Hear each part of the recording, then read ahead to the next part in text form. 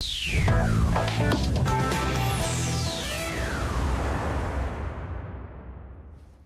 face à Alain Duhamel, Sophia Chikirou, conseillère en communication proche de la France Insoumise. Bonsoir, merci d'être avec nous. Bonsoir Alain, évidemment.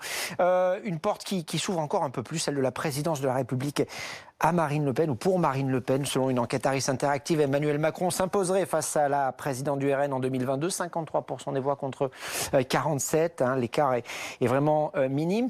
Ce qui est intéressant dans cette étude, et c'est de cela dont on va parler ce soir, c'est que l'enquête indique qu'une majorité d'électeurs se refuserait à faire barrage au Rassemblement national en se reportant sur Emmanuel Macron, ce qui n'était pas le cas, on le rappelle, en 2017. On va regarder les chiffres et les hypothèses en détail. Juste avant, Alain Duhamel, qu'est-ce qui a changé depuis 2017 ? Ce qui a changé, c'est que un certain nombre de ceux qui avaient voté pour Emmanuel Macron, pas forcément avec enthousiasme, puisque là il s'agit du second tour, pas de ses propres partisans, ont été déçus par ce qui s'est passé. On a un quinquennat de crise, on le voit bien. Les raisons de mécontentement sont nombreuses. Et le fait nouveau est que le pourcentage de ceux qui, dans le cas, pour l'instant, je souligne pour l'instant, probable de duel Macron-Le Pen, le pourcentage de ceux qui comptent dans ce cas-là s'abstenir s'ils ne veulent voter ni pour l'un ni pour l'autre est 2 fois plus important que la dernière fois. C'est du côté des insoumis une majorité qui refuse de choisir et égalité entre les 2 candidats au second tour. Chez les autres, c'est soit également la moitié qui refuse de voter, soit en tout cas plus de 40%, donc quelque chose de très significatif. Bon là, c'est par principe plus favorable chez ceux qui acceptent de voter à Emmanuel Macron. Autrement, il ne serait pas à 53-47. Mais c'est quelque chose, c'est une rupture à la fois mécanique, mais ce qui est très intéressant, c'est que ça n'est pas simplement une histoire d'appareil politique. Là, ce sont les comportements des électeurs eux-mêmes et des électrices. N'oublions pas ça aujourd'hui. Surtout pas. Bon, d'autant plus qu'elles sont théoriquement la majorité. Donc, et qu'elles votent bien. Enfin bien, je veux dire beaucoup. Donc, la grande nouveauté, c'est chez les électeurs, donc chez les citoyens, donc chez les Français. Cela dit, on va y revenir, mais il ne faut pas considérer que ce qui existe pour l'instant est quelque chose d'intangible. Au contraire. Nous sommes à 1 an de l'échéance, oui. Et on le rappelle, un sondage, c'est une image à un instant T. Et ça ne veut rien dire d'autre, ce n'est pas une prévision. Et en plus, c'est un sondage incomplet, parce qu'il y manque un élément qui est la même question posée à propos des autres candidats. Bien sûr. Et là, pour l'instant, il n'y en a pas beaucoup. Il y a Jean-Luc Mélenchon, notamment, comme candidat déclaré. Et Jean-Luc Mélenchon qui a fait savoir il y a quelques heures qu'il ne donnerait pas de consigne en cas de duel Macron-Le Pen. C'est vous qui lui avez conseillé ou c'est une décision de sa part ? C'est une décision politique qui a été prise il y a déjà plusieurs années. Elle n'a aucune raison de changer. On ne donne plus de consignes aux gens. On ne leur donne pas de consignes de vote. Les gens décident par eux-mêmes. Une campagne électorale, c'est un moment où l'objectif est de partager, de mettre en débat des propositions, des idées, des analyses, une vision du pays. Et les citoyens sont des majeurs capables de décider par eux-mêmes. Moi, je fais partie des gens à qui on ne donne pas de consigne de vote. Et si on s'avise de m'en donner une, je peux avoir par réflexe l'envie de faire le contraire.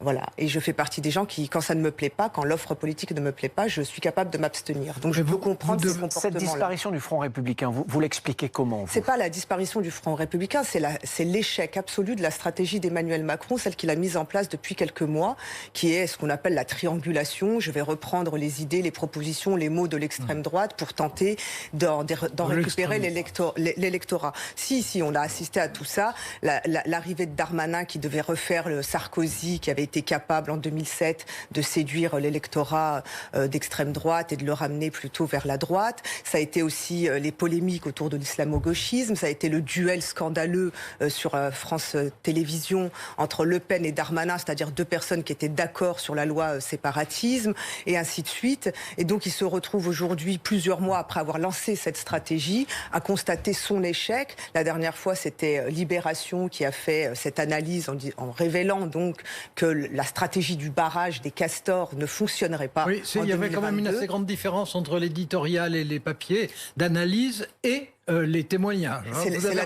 C'est l'analyse qui compte, bien entendu, puisqu'on parle de cette façon-là, et non pas de l'avis du journal Libération, mais donc en ce qui concerne l'analyse qui est confirmée par ce sondage malgré tout, donc qui est que les gens ne veulent plus qu'on leur dise quoi faire, et surtout ils rejettent complètement le duo Le Pen-Macron.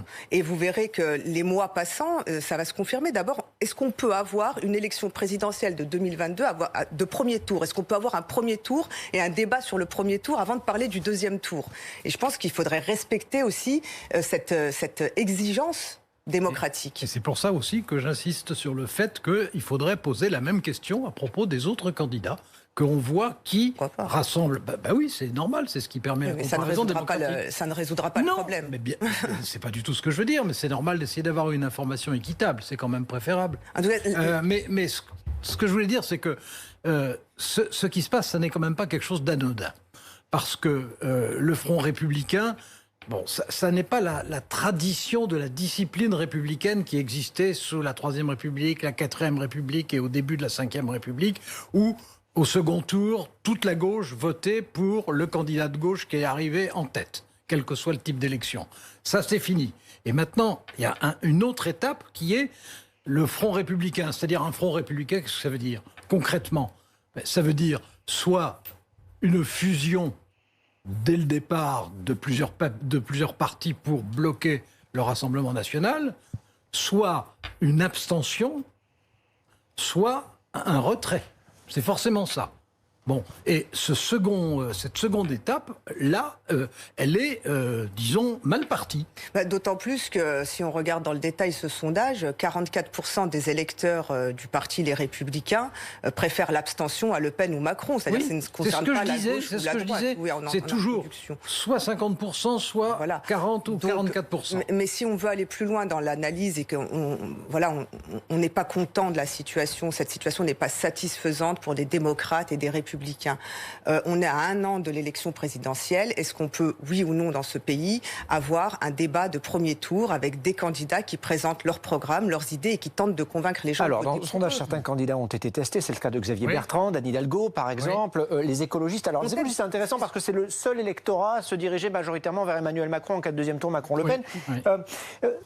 Cette disparition, si j'ose dire, du Front républicain, est-ce que c'est aussi la conséquence de quelque chose que l'on entend beaucoup, c'est-à-dire le fait que Emmanuel Macron ait dynamité les partis traditionnels? Mais bien sûr, l'élection de 2017, c'était une élection qui a brisé les vieux partis. Et ça a été une élection où, en fait, ce qui émergeait, c'était non plus des partis, mais c'était des mouvements. C'était vrai d'Emmanuel Macron. C'est un mouvement complètement improvisé. C'était vrai des Insoumis, qui ne sont pas un parti au sens classique.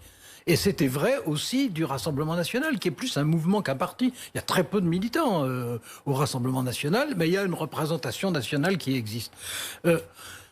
C'est quelque chose qui se défaisait. Et une des caractéristiques de ce qu'on a connu depuis 4 ans, c'est que rien ne s'est reconstruit à la place. Donc on est toujours dans une situation extraordinairement fluide. C'est pour ça que je dis, il faut qu'on pose les mêmes questions à propos de tout le monde, parce que énormément de choses peuvent se passer en 1 an. On peut très bien voir surgir, on peut très bien voir à gauche, par exemple, un mouvement unitaire. C'est pas toujours le cas, mais bon, ça s'esquisse déjà vaguement dans les Hauts-de-France, par exemple. Donc ça peut exister. Il peut y avoir un mouvement unitaire, il peut y avoir une personnalité qui vraiment surgisse. Pour l'instant, ça n'est pas le cas. Pour Anne Hidalgo, par exemple, ce sondage est très décevant. Mais, et d'ailleurs aussi pour Yannick Jadot, il n'empêche, on est au début du processus, on n'est pas à la fin, et c'est la même chose à droite. À droite, il peut très bien y avoir quelqu'un qui s'impose. Bon, alors on sait que ça ne sera pas Nicolas Sarkozy cette fois-ci, mais on ne sait pas qui ça sera. Un Villiers, un Zemmour, tout est possible. Peut-être que personne ne surgira nulle part. Hein. Si personne ne surgit nulle part, eh ben, ça sera le duel qui aujourd'hui existerait. Ce serait un duel par défaut, ou vous avez le sentiment que chaque électeur aujourd'hui va vraiment voter en conscience, j'allais dire? Mais, excusez-moi, messieurs, mais pour le moment, on parle des personnes. Est-ce qu'on peut parler à un moment donné des options on traverse à la fois une crise démocratique. La semaine dernière, on parlait de la crise de la justice. On peut parler de la crise de l'institution policière. On peut parler de la crise de la politique, du monde médiatique. Le pays est en crise généralisée. On parle de personnes parce qu'on s'appuie sur ce sondage. Nous, ce que l'on souhaiterait, peut-être, c'est réussir à discuter des solutions, des projets portés par les gens. Oui, à un moment donné, les gens seront obligés, les candidats seront obligés de présenter leurs projets. Moi, je suis convaincue que la Ve République est à bout de souffle, qu'on ne réussira pas à réparer le pays et à remettre du bonheur de vivre ensemble dans ce pays avec des pansements. Et il faut refonder complètement le pays. Et je fais partie des gens qui défendent l'idée de convoquer une assemblée constituante pour réécrire une nouvelle constitution, celle de la VIe République. Il faut réorganiser et refonder le pays. Deux choses. La première, c'est que, on le sait tous, on commence à discuter des programmes, des idées et des propositions que quand le candidat est désigné. En tout cas, c'est imposé dans son camp.